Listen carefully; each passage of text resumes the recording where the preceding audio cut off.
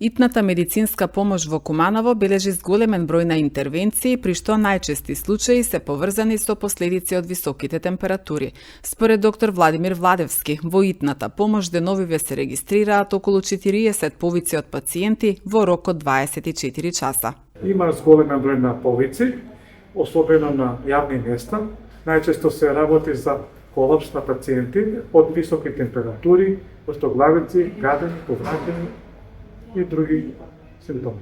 Најчесто се постари лица над 65 години, хронични болните, значи тука спаѓаат и кардиолошки проблеми, белодробни болести и редовни другите, значи помали деца, така.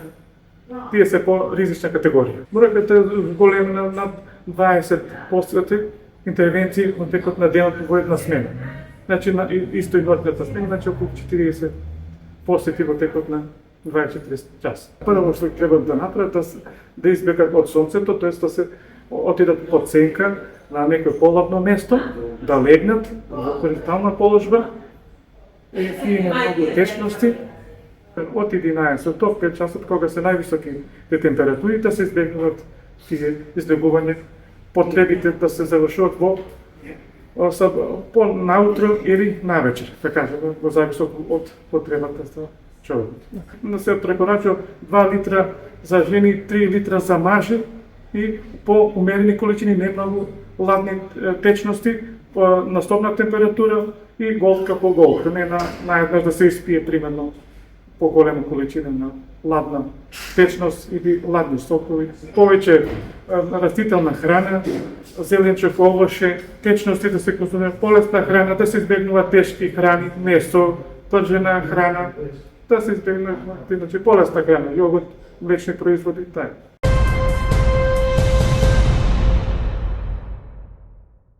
Секторот за внатрешни работи Куманово соопшти дека денеска во 12 часот и 46 минути во полицијата било пријавено дека на улицата Доне Божинов се случила сообраќајна незгода помеѓу патничко моторно возило Сеат управувано од 64 годишен кумановец и мотоцикл управуван од 49 годишно лице. Во несреќата од здобиените повреди на местото на настанот починало 49 годишното лице, а лекар од итна медицинска помош констатирал смрт, информира секторот за внатрешни работи од Куманово.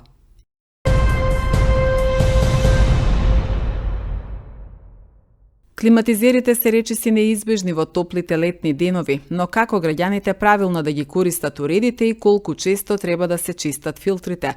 Одговорите ќе ги слушнете од машинскиот инженер Предраг Додиќ. Идеалната температура не можеме да дефинираме нака баш прецизно.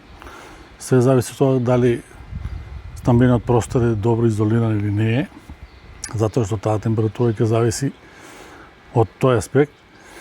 Ако е добро изолиран објектот, тогаш температурата на идеална температура би било некаде 24-25 степени да ни биде во соба.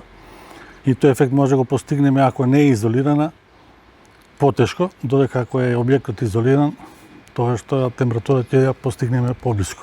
Тоа идеалната, што ја викам идеална температура. Значи, првенствено,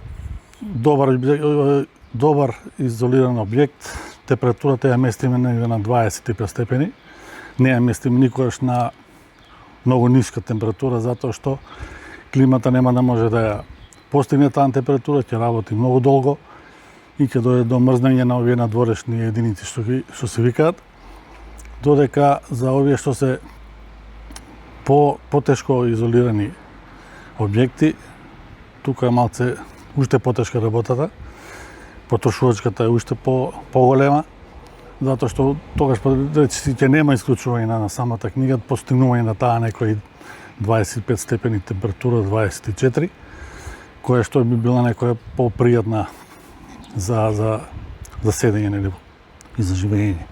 Инверте климите, да, работа на подобар принцип него овие што се по старите клими.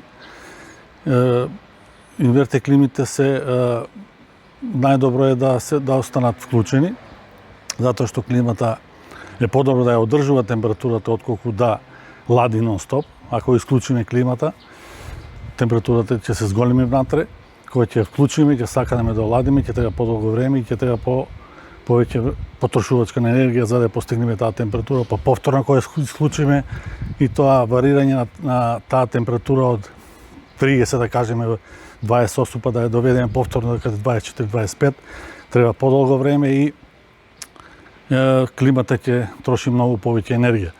Додека да се остави на останала температура, рековме 24-25, и да можете да се одржува на некој начин колку е можно, зависно пак рековме од колку е објектот изолиран, за да може да ја одржува климата, да може да се исклучи и да може да ја одржува температурата некоја константна, да кажеме. Бидејќи сега користиме повеќе клими,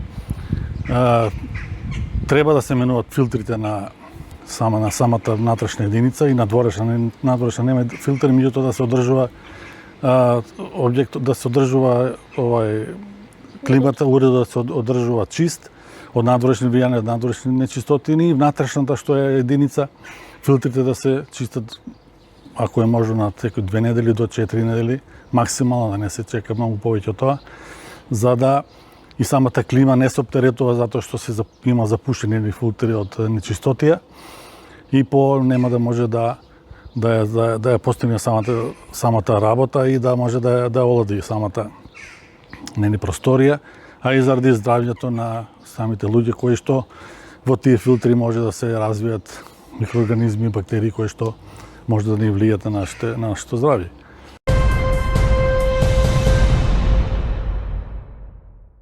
Од Куманово испративме јасна порака дека Македонија има јасна европска определба, но дека тој пат мора да биде пат на самоуверена, достоинствена и суверена држава, истакна председателот на движењето Знам Максим Димитриевски на втората панел дискусија од националниот караван на движењето Знам за наша Македонија, што се одржа вчера во просториите на Поранешен комитет. Целта е да слушнеме позитивни, негативни критики, да брифираме пред граѓаните во делот на нашето учество во изминатите 2 години во владата.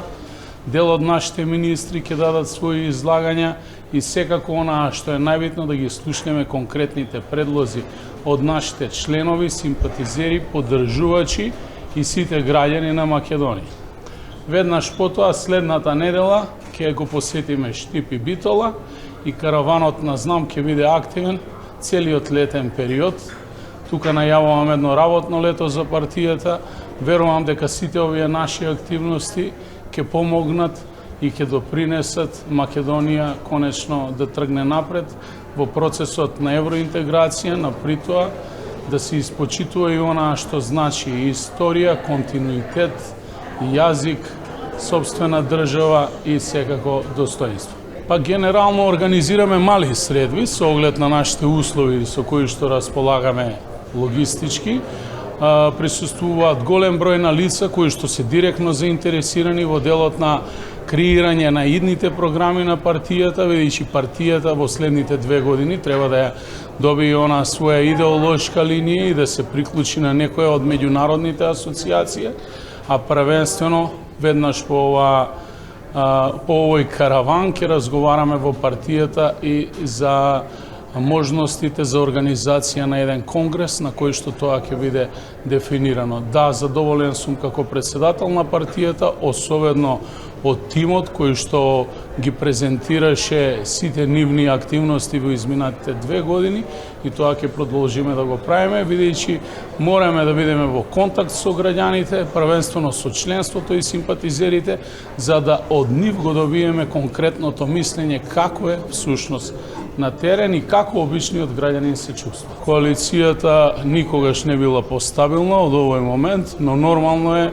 и работа и на мандатарот и на владините партнери да ја разгледаат работата на владата и да ги донесат вистинските заклучоци таму каде што не се работи доволно, да се засили капацитетот од сите аспекти, почнувајќи од човечкиот аспект, а тоа е ресорните министерства мора да ги водат луѓе кои што ќе бидат 100% посветени на работата за која што има добиено обврска да ја работат. Во рамки на панел дискусијата, генералниот секретар на Движењето Знам Горан Минчев, како и подпредседателот на Движењето Знам Борче Серафимовски, говореа за реформските процеси во јавната администрација и земјоделството, нагласувајќи дека европската перспектива на Македонија е условена од изградба на професионални институции, економскиот развој и ефикасна администрација која е во интерес на граѓаните.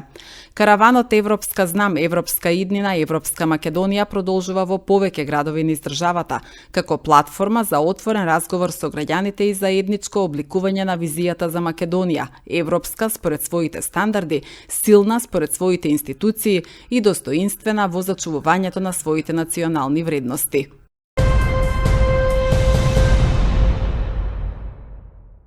Во текот на вчерашниот ден биле евидентирани 3 пожари на територијата на општина Куманово. Пожарникарите имале 2 интервенции во населбата Бедиње, каде што било пожарен расадник, пластеник и садници, а во населбата Перо Чичо гаснеле опожарена сува трева во близина на депонијата. Надлежните апелираат до граѓаните да внимаваат при движење во средини со суви треви и грмушки, а воедно и да ги пријавуваат сите сомнителни случаи на 192. Инаку во атарот на селото Ругинце на територијата на општина Старо Нагоричане изгорело жито на површина од околу 500 квадратни метри, откако претходно била опожарена сува трева.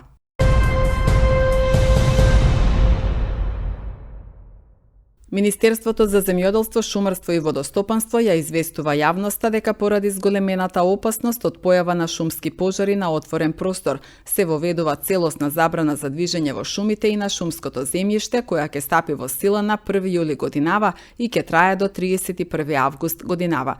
Движењето во шумите ќе биде дозволено единствено со писмено одобрение издадено од подружниците на јавното претпријатие Национални шуми и од националните паркови, во согласно со подрачјата со кои управуваат, се наведува во соопштението. За непочитување на забраната на физичките лица кои ќе бидат затекнати како се движат во шума или на шумско земјиште, ќе им биде изречена глоба од 1500 до 2000 евра во динарска противвредност.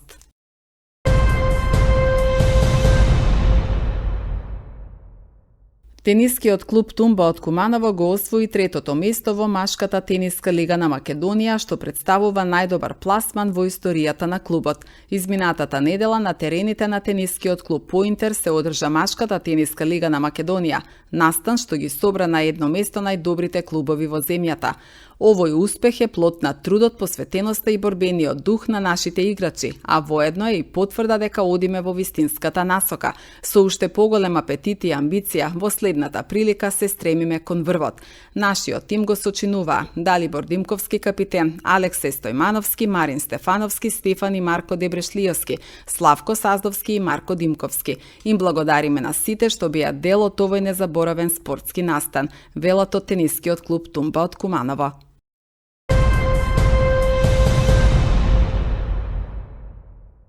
Од 24 до 29 јуни во Куманово престојуваше светски познатиот биоенергетичар Мухамед Омеровиќ, кој што во областа на алтернативна медицина има 30 годишно искуство. Омеровиќ изминатите денови излезе во пресрет на околу 200 граѓани со здравствени проблеми од целата држава. Со оглед на тоа што првпат доаѓа во Македонија, третманите беа бесплатни, но со претходно закажан термин.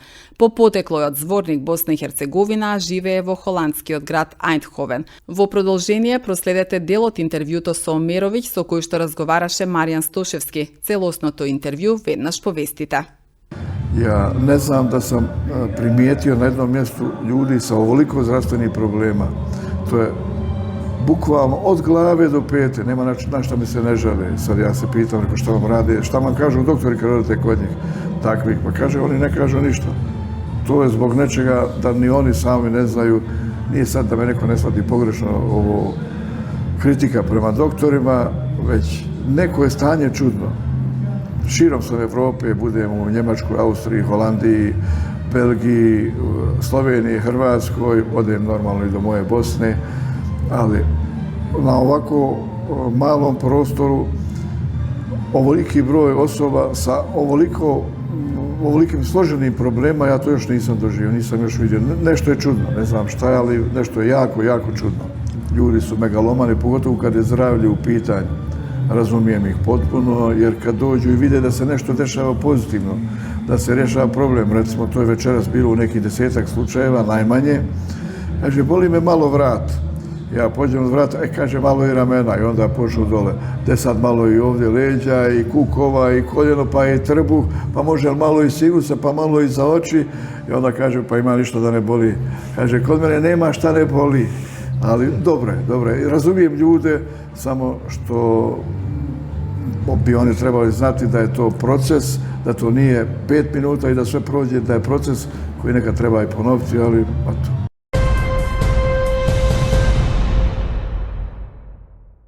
Во големата сала на Центарот за култура Трајко Прокупиев утре вечер со почеток во 20 часот премиерно ќе биде изведен детскиот мюзикл Пат околу светот за 80 дена во режија на Горан Илиќ во продукција на Ден студио Томак. Ги покануваме сите љубители на сценската уметност да бидат дел од ова спектакуларно патување и заедно со нас да го обиколат светот низ магијата на танцот, музиката, театарот и филмот, велат од Ден студио Томак.